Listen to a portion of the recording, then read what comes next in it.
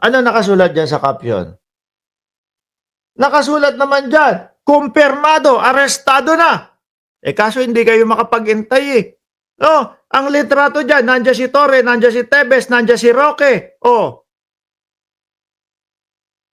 Di ba? Nagmamadali kayo. Tuloy. Dito sa ating channel, mga bossing, lagi hong pito. No? Sabi ni I am Maria Steffi, may question mark. Hindi, wala. Dalagang ano yan, exclamation point yan. Hintayin nyo. No, mamayang konti pag-uusapan na natin yung kumpirmado. Oh. Kasi na napakasama kong tao.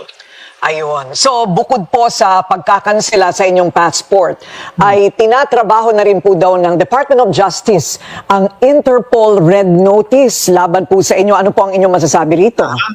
Well, Yan na nga ba yung sinasabi ko. Pagka nagkasabay-sabay ho yan, mga bossing, yung Interpol, pag nagkasabay-sabay yung Interpol, tapos yung yung pagsabi na, wala, denied ang asylum mo. Tapos iaabot na lang, eto, passport ni Roque. Kayo na bahala dyan, ibibigay na namin sa inyo. Yari na si Roque.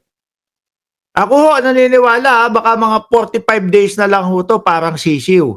Mga bossing, uuwi na ng bansa itong si Roque. una doon sa pagkansela ng passport po, ha? Hindi po ako pugante kasi ako umalis ng Pilipinas, No. ang tagal na bago pa magsampa ng magkaroon ng warrant of arrest. O yan daw ho, hindi daw siya pugante, mga kababayan. Pugante ka, bago ka umalis, pugante ka sa Pilipinas. No? Pugante ka sa Kongreso. Tinakbuhan mo. Di ba? Tinakbuhan mo yung ibinibigay nila sa iyong karapatan para ipaliwanag ang iyong sarili. So, pugante ka sa Kongreso, Roque. Di ba? Ngayon, naipit ka na lang dyan dahil nga kailangan mo na isurrender ang iyong passport. Kaya yan na ngayon ang sinasabi mo. Di ba? Kaya ganyan na ho ang sinasabi niyan, mga kababayan, si Roque, hindi na po ako makauwi ng Pilipinas. Gusto ko pong umarap sa Pilipinas pero hindi na ho ako makauwi kasi hawak na yung pasaporte ko. Di ho ba? May panelo pang kasunod to nagmamadali kayo Ang definition po ng pugante ay someone na umalis na bansa dahil sa warrant of arrest. Nako, siguro mga 7 buwan na akong wala sa Pilipinas bago lumabas yung warrant of arrest. Bakit ka ba lumabas ng bansa? Nagtago ka, di ba? Kasi nga hindi mo maipaliwanag yung kaperahan mo. Yun ang dahilan kung bakit ka lumabas ng bansa. Pagtatago din. Na yan. So I do not fit the definition of a fugitive. Pangalawa, yung ginagawa naman nila na para sa red notice, well, gaya ng sinabi ko, miski kanselahan nila ang passport ko, di ko naman nagagamit po ang passport ko dahil nasa Dutch authorities. And at saka yung Interpol red notice alert works only when I cross international boundaries. Dahil kinuha nga ng Dutch authorities sa aking passport, di naman ako makakaalis ng Schengen area, no? So dito lang ako sa Schengen, so miski maglagay sila ng red notice sa alert sa akin, wala namang posibilidad na ma-serve sa akin yan dahil hindi nga ako po pwedeng lumabas ng Schengen area. Yun yung pinagmamalaki niya. Yung oras na ang kanyang pag-a-apply ng asylum ay hindi pa tapos. Tignan mo nga ito. Si Panelo, binibira ka na ng binibira. Di ba? Magkakampi to, di ba? Mga kasulid, magkakampi to. Puro mga kakampi nyo to, pero nagyayarian na. Nagbabanatan na yung dalawa. Ano sabi ni Panelo? Magiging problema mo dyan, Roque, kung mananatili ka sa Hague. Ang perception ng tao, tama o mali, natatakot ka kasi guilty ka. Which is, totoo ho yun, mga kababayan. Diba? Kaya nga ho tayo lahat Ano iniisip natin? Tumakas si Roque, tumakbo si Roque kasi hindi kayang ipaliwanag yung mga problema niya. Hindi kayang ipaliwanag yung mga yung mga tinatanong sa kanya sa Kongreso. Di ba? Mismo si Panelo na yan kakampi na ho nila yan, mga kababayan. Kakampi na po nila yan.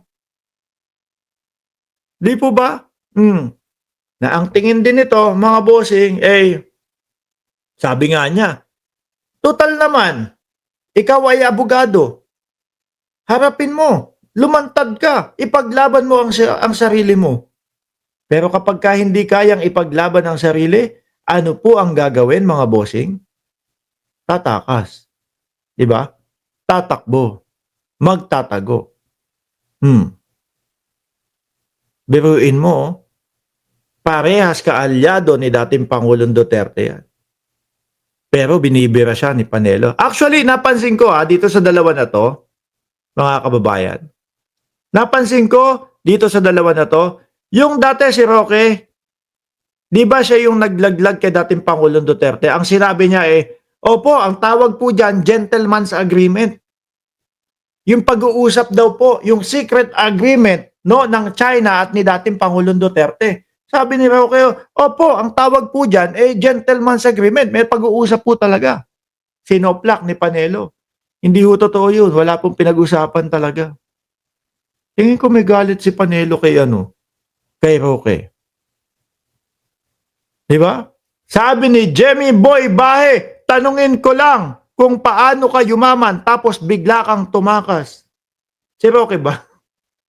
Hindi, ang sabi niya nga daw yun nga daw, ang sabi niya daw, mga kababayan, yun daw kaperahan, yung 65 million ay nanggaling daw yun, mga bossing, sa pinagbentahan ng mga kalupaan nilang mag-anak. Pero nung hahanapin na po yung dokumento kay Roque, wala na po, tumakas na po, lumabas na po ng bansa.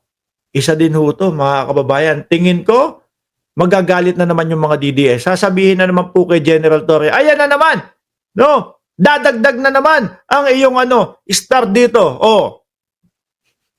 Kasi yung dalawa daw po, si Kibuloy at si dating Pangulong Duterte. Kaya madami ang nanggagalaite kay General Torre.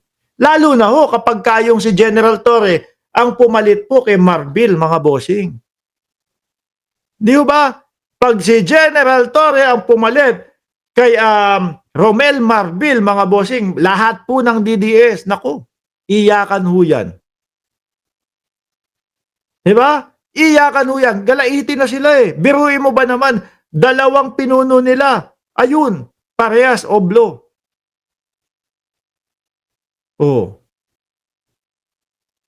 Paano pa sila Bato de la Rosa, sila Roque? Di ba? Easy na yan. Kasi dalawang pinuno, oblo na Tamura, good morning din po sa inyo. Sabi ni Lilian Pederizon, sana siya talaga ang pumalit kay General Marbil. Nakikita ko, pero madami pa din pong katapat, Pero ang nakikita ko, mga kababayan, kung sakali, sino man po ang hirangin, na susunod na PNP chief, mga kababayan, tingin ko si General Torre ay sasaludo at susuporta din doon sa susunod na PNP chief, mga bossing.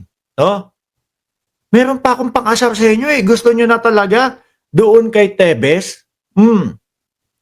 Dito muna sana tayo ito na, arestado na. Ito na, kung gustong-gusto nyo na. Kumpirmado, arestado, expelled. Lawmaker Arnie Tebes arrested in Timor-Leste. Isa ding DDS. Ay, Diyos ko. Okay na.